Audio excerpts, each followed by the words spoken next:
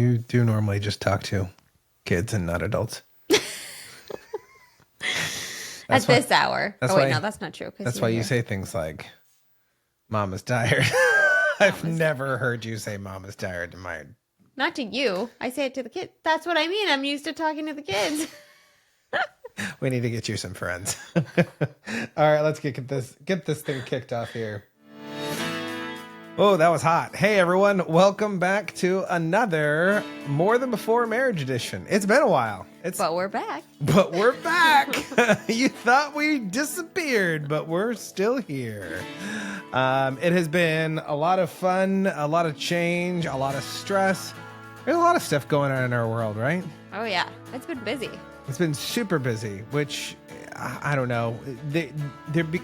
We talked about seasons like right in the beginning, and then we kept saying like, we need to stop talking about seasons because we always talk about seasons and it's just about seasons. And I don't know. There's always a season for everything, right? There is. You're always just in a season of life, a different season or going through something. Yeah, it's true. So we have been going through a lot of seasons. You guys haven't seen us for a while because we moved. And we had a baby. Well, yeah, I guess we had a baby first, and then we moved, and then we've had a lot of stuff going on, which kind of stirred on this kind of thought of like, what are we going to talk about today? Yeah, so we've had a lot of change. Yeah, change is a very mild word for what's been going on. Yes. I don't know, what would the extreme word of change be? Is there an extreme word of change? Chaos. That's true. Yeah, there has been a lot of change, which actually I think chaos is actually a pretty good word for it, because when change gets out of control, chaos tends to ensue, and we've definitely been experiencing a lot of change in our life, which we're going to talk about that because as couples, we have to know how to manage change. How do you manage change? How do you deal with change? Well, I was thinking like, okay, I do not handle change well. No, but then I also, I think I have a little bit of both though, because there's some things that I just like, yeah, I don't like change because I like it this way. But then I also like change. Well, obviously I like change when it's good, but it's like sometimes I want something to change. So I'm a little bit better with that. I feel like the majority of time you hate change. The majority probably is not. But there's a little bit of both in there. Change happens and you are the one fighting it tooth and nail. I think that's the true thing when it comes. When it comes to change, I think there really are different reactions to change. Yeah. There are three kinds of people, I think. There are those who they resist change, they fight change, they'll do anything to, stop change from happening, which I think sometimes you might fall into that category a little bit. But then there's also this idea of people that go along with change. Change isn't a horrible thing, but I'm just not going to be the one that actually elicits the change. And so there are people that we know that are really good at going with the flow, right? There's the flowy people. There's the person in the marriage that just kind of goes with the flow. If you got those two people, that already creates some friction. The person that kind of just goes with the flow and the person that does not want change to happen. Then you have that third person that goes into the mix. And I think I might be the third person. I think you are. I don't know. I don't think I'm that bad. But the third person is the person who embraces change and then amplifies it, makes it even bigger. And I like change. Let me say that again. Change has grown on me because I have not always loved change. I like starting change, like being a part of it, and then I like taking a grasp on it, but not always. Because, I used to say with personal growth, I think everyone, I used to say that everyone eventually falls in love with change. They fall in love with growth. I don't think that's necessarily true. I think you always constantly have to be challenging yourself to grow, to change. And it's not easy. And the more you change, the more you grow, the more difficult it is. And so like we were saying earlier, we've had a lot of change in our lives. We mentioned a couple of those things. We got a house. That was not expected by any means. Moving has been fun. Yeah, moving has been a very long process, longer than expected. Well, then there's kind of the whole thing of like, oh yeah, we're done moving. and then you're never quite done moving, whether that's unpacking.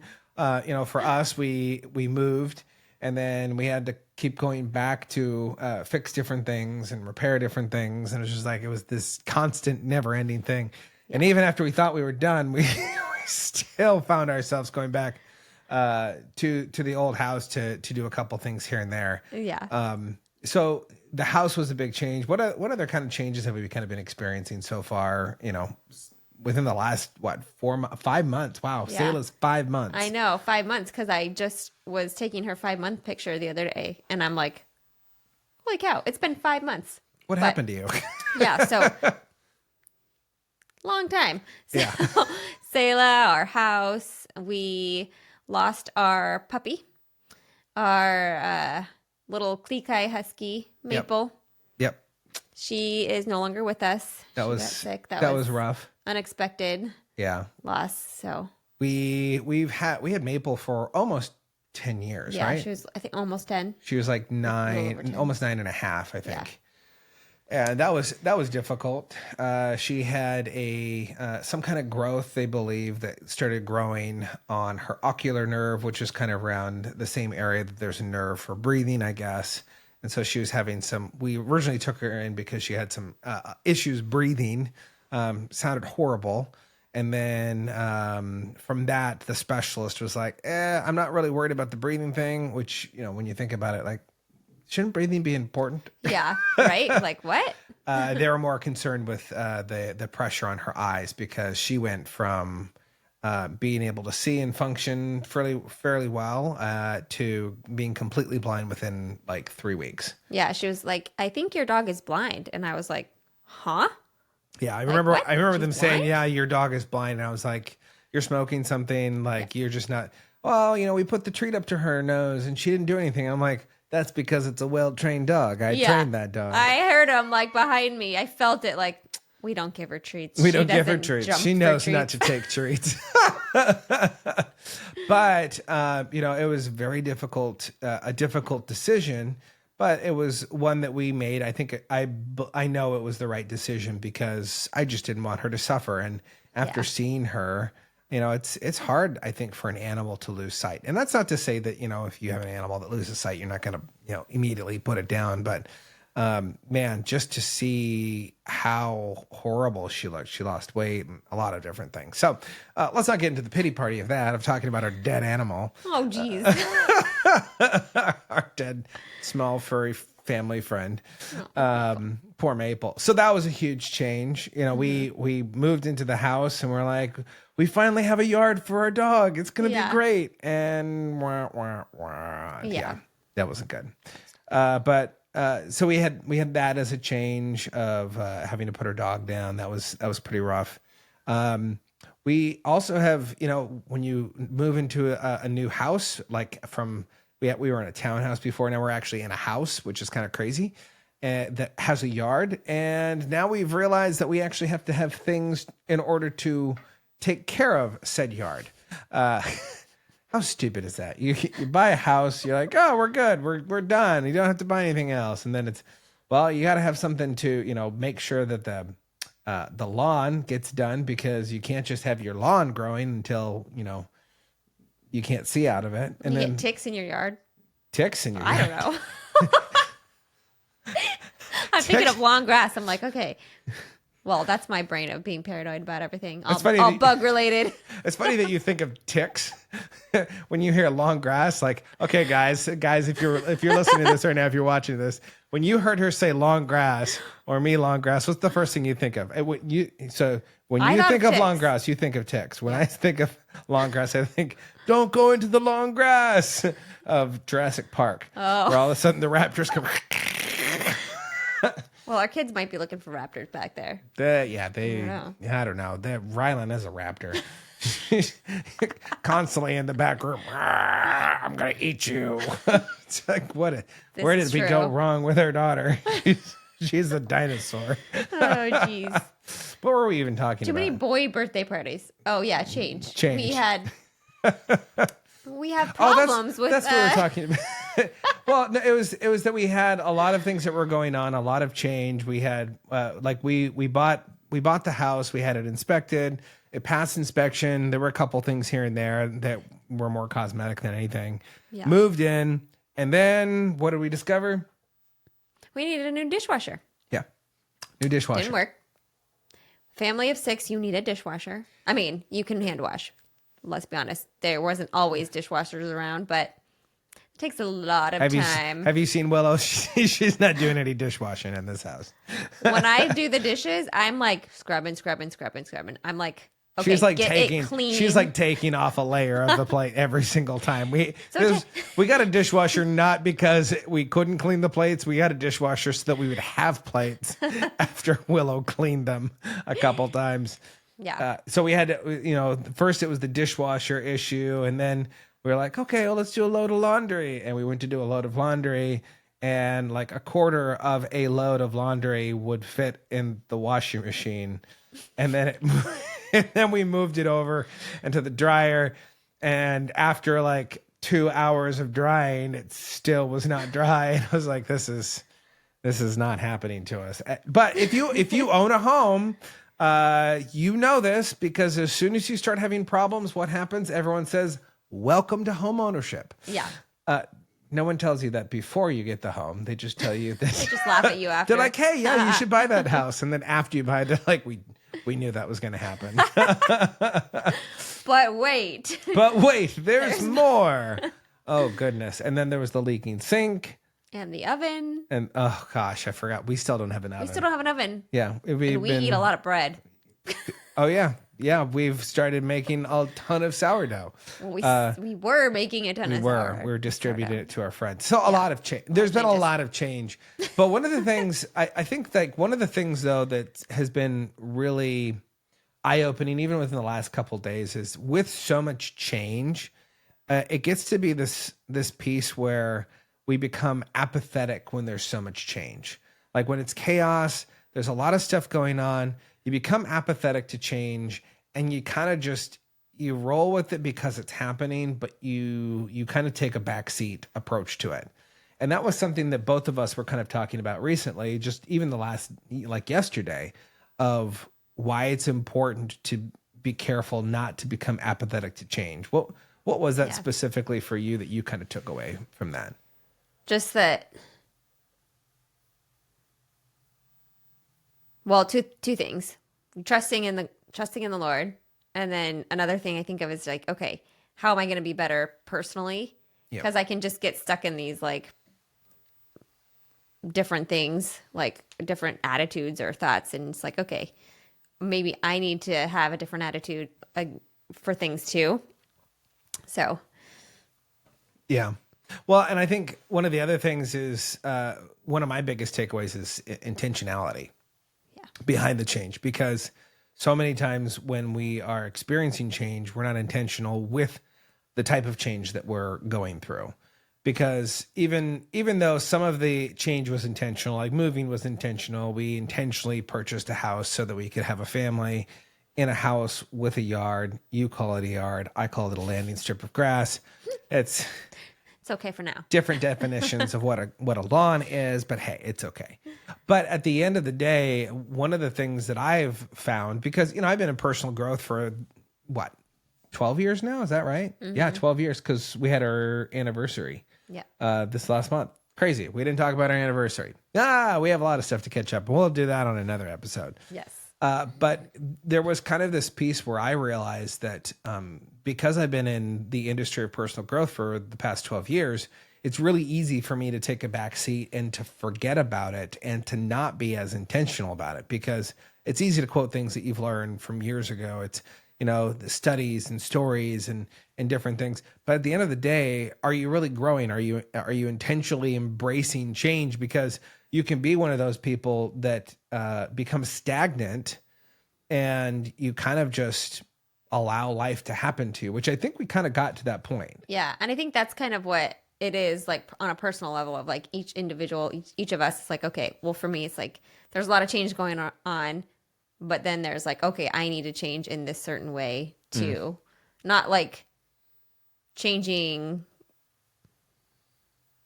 big things, but like the small things. Yeah.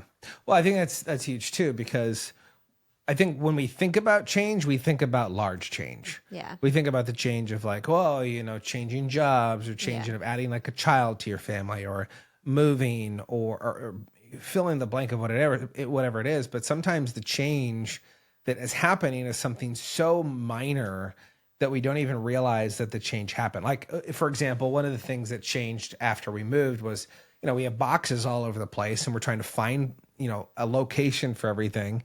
The TV, first of all, coffee machine was number one that we got set up. Coffee machine. We had to have coffee.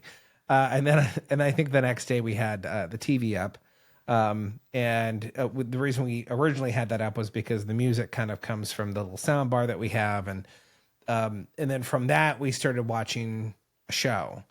And that show was something that we started to watch every single night because it was, we worked really hard today. We've been unpacking. You've been breastfeeding and we've been dealing with the kids. And we just were so tired that we got into this pattern, this habit, without even knowing that it had changed, of just vegging out in the evenings and losing a lot of productivity, losing a lot of connection time. And it wasn't until within really the past week, I think, that we noticed it. And we're like, hey, this is something that needs to change. Yeah. And so it's that small change that can really make a huge difference. It doesn't have to be huge and dramatic like moving, but it could be something small. Yeah. And I think even like perspective, like for me, it's like, okay, yeah, there's changes going on. It's busy. We're doing this now. We're not doing this now. But it's more of a perspective change too of, okay, I need to look at this differently. Yeah. So I think as couples, I'm curious kind of what your thought is on this, but as couples, how important do you think it is to look at change and identify how we view change? I think is really important because that's going to stem arguments later on, whether or not, like, if we want to do something together, or if we're changing something or something changes that we're not making happen. Yeah. It's going to be kind of how we're going to react and respond. And that's, good to know how each other respond to change. Well, I think it's also important to understand how each person recognizes change, because like for Willow doesn't like change. And so I have to push her out of her comfort zone a little bit more than probably she has to push me out of my comfort zone for things. And that's kind of a good thing to understand. Now, at the same time, I like change. I embrace change. And so it's important for her to maybe put a rein on some of the change to make sure that I'm not going crazy and doing too many things that are outside the box. Right. Exactly. Yeah. There's that like push and pull and like, okay, got to rein you in a little bit. Well, and that's kind of the dynamic of a couple. And, wherever there's going to be that dynamic of two people with two different opinions, there's going to be friction. Have we fought recently? Of course. It's like at least once a day, I think, when we have at least one argument. And it was interesting. I just saw it right before we started to do this recording. I was watching a small thing with John Delaney, who is with Ramsey Solutions. And one of the things he was talking about was, we hide conflict from our kids as adults. And then our kids grow up and we see the generation now that can't handle conflict with other people. And with your spouse, it's really important to have some conflict in front of your kids. Yeah. So they can see that, hey, mommy and daddy fight. It's okay. Did your parents fight? Yeah. Yeah. But I think it's how you handle it, right? Because like I remember the other day, I was like trying to hold back tears and you were like, it's okay. You can let them see that you're crying. Yeah. And then like it's good for them that to might see have been cry sarcasm, but no, but I think it's true because then you can talk about it. And it wasn't like we were fighting about something. I mean, it wasn't anything like, crazy. Bad. I don't know. Something we were eating for dinner or something. I don't know. Well, and that's kind of one of the things too, is when you get in arguments at the end of the day, like most of those things are so minute and so stupid. It's like, well, yeah, you're going to have those disagreements. You're going to have that conflict in your life. You have to be able to move forward because life is full of conflict whenever you're with someone else. And when you add more people into the family, into the dynamic, you just tend to have more conflict. Yeah. I think one of the other things that I was curious about when it comes to change is, not only do we need to understand how each one of us embraces or pushes back towards change, but also this idea of, do we welcome change in our life? Do you think it's possible? Because being someone who has fought change, has it been easier over the years of being married to me, of someone who likes change? Has it been easier to adapt to want to incorporate more change in life? Or do you feel like you're kind of still in the same spot for kind of people that are maybe like, well, I don't think I can ever change. I think I'm always going to be resistant to change. Well, I mean, I feel like it's the way that you respond to it, like, together. So you just kind of amplify the good pieces on how we're going to get there. And so it's kind of how you're working together and, I guess, looking at that change. I forget the question.